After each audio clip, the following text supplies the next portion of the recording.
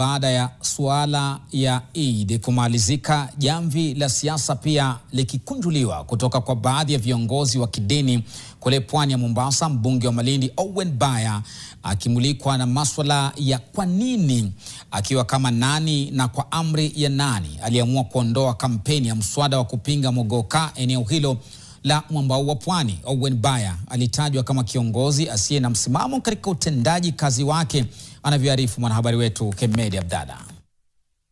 Na mimi huwa siogopi mtu.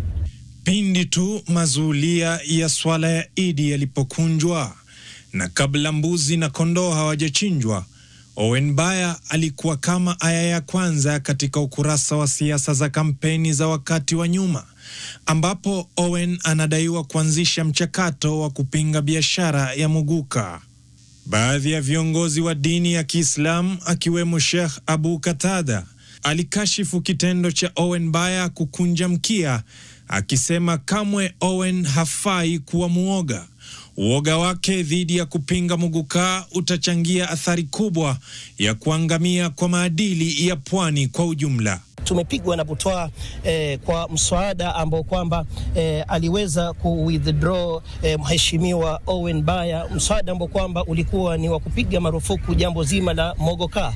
Ilikuwa ni furaha kubwa sisi hasa kama watu wa pwani, kwa sababu ni uchumi kwa jamii nyingine, lakini inavunja ndoto kwa jamii nyingine.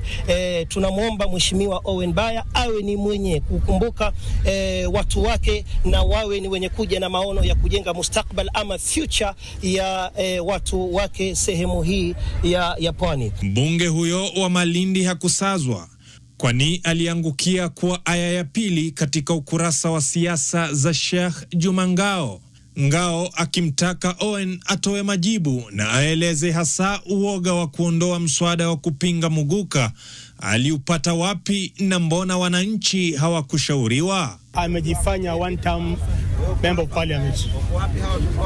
Kuondoa huo mswada ungetua bunge, hurudi tena inshallah. Vijana wengi wameumia na muguka na madawa ya kulevya na bangi na tembo. Kwa nini mswada kama huo ambao tumetarajia siku nyingi unaondoa kama nani? Unafanya public participation ya watu wa pwani na wa Kenya kwamba umeondoa kama nani? Na kuomba urudishe mswada huo na upitishwe, na kama utarudisha umejitoa bunge, tutakwenda Miyu huko Giriama inshallah, Kilifi, hurudi tena kama huo mswada utakavyoondoa. Hili la mugoka likitiliwa mkazo na viongozi hao wakiapa na kusema katu hawatalegeza kamba katika kulitokomeza jani la mugoka ukanda wa pwani. Sisi kama Mombasa County, msimamo wetu na msimamo wake governor ni ule ule.